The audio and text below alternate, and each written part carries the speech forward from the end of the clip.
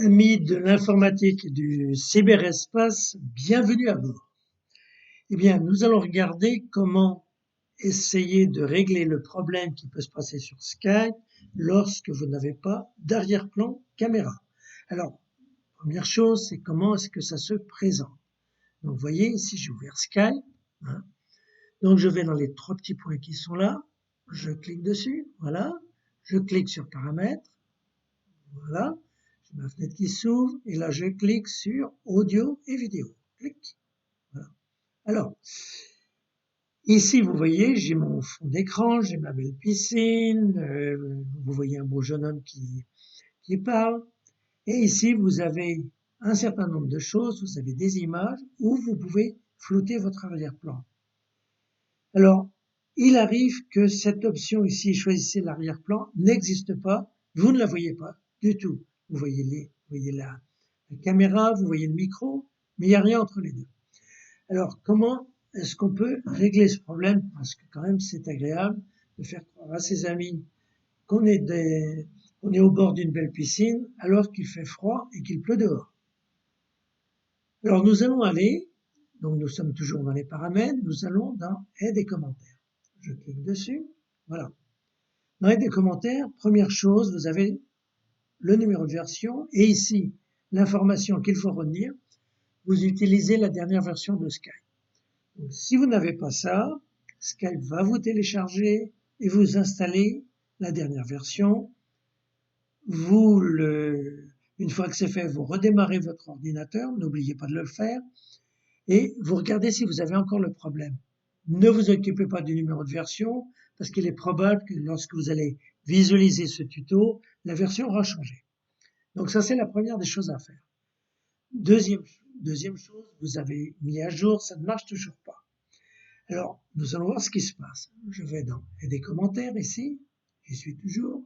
Obtenir de l'aide, je clique dessus, voilà. Et là, je suis dans l'aide de Skype, je viens ici dans la recherche, hein, et là, je rentre le texte, arrière-plan caméra. Donc, une fois que j'ai rentré ce texte, je vois ici apparaître comment puis-je personnaliser mon arrière-plan. Je clique dessus, plein d'informations, il y en a une qui nous intéresse, je descends, vous voyez, c'est celle-ci. Vous voyez, celle-ci. Il nous demande, et il nous dit pourquoi est-ce que ça marche pas. Excusez-moi. Donc en fait, il vous donne une réponse, c'est-à-dire pour brouiller ou pour mettre une image, hein, votre processeur doit prendre en charge des instructions qui s'appellent AVX2. Si vous n'avez pas AVX2, c'est plié, c'est râpé, ça ne marchera pas. Donc nous allons vérifier si nous avons ce jeu d'instructions. Alors, pour vérifier ça, je ferme ça.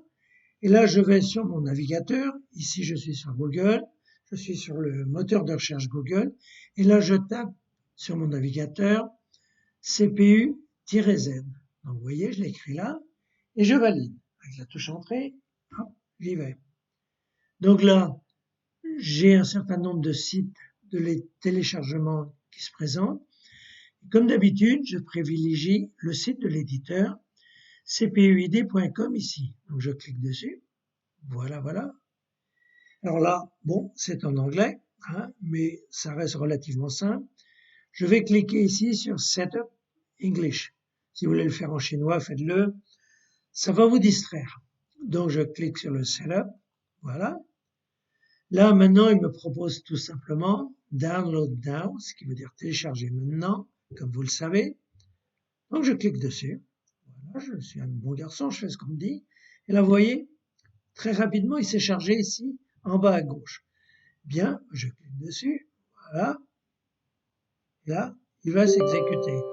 Alors là, il y a peut-être un noir sur l'écran. Et là, vous avez une fenêtre qui s'affiche qui vous dit est-ce que vous voulez autoriser cette application à modifier votre appareil. Vous ne la voyez pas, mais elle est là.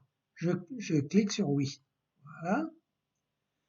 Donc maintenant, eh bien, il me demande si je veux accepter l'agrément, c'est-à-dire l'accord de licence. Je dis oui. Je clique sur Next, suivant. Hein.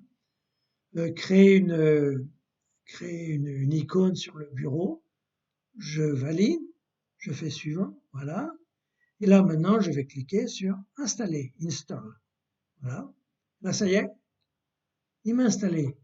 Donc, le fichier de notes de version, j'en ai pas besoin, le readme, je le décoche, je fais finir. Voilà. Il est installé. Donc maintenant, je ferme mon navigateur. Voilà.